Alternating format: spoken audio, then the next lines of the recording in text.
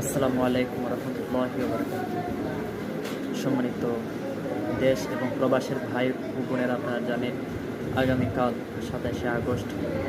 আগামীকাল আমাদের সুন্নতের রত্ন হজরত মাওলানা নুরুল ইসলাম ফারুকী রহমতুল্লাহ আলাইয়ের শাহাদাত বার্ষিকী। 2014 সালে ওনাকে ঘরের ভিতরে দুর্বৃত্তরা শহীদ করে দেন।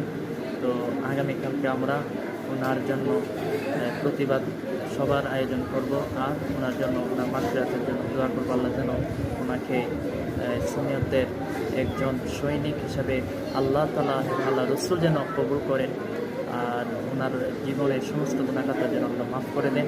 ওনার জন্য আমরা সবাই ওনার জন্য দোয়া করব, আল্লাহ যেন ওনাকে কবুল করেন। আর ওনার যত স্বপ্ন ছিল সুন্নিয়তের এক করে, আল্লাহ যেন সেই রকমভাবে সুন্নিয়তের একই প্ল্যাটফর্মে এনে দেন। আমি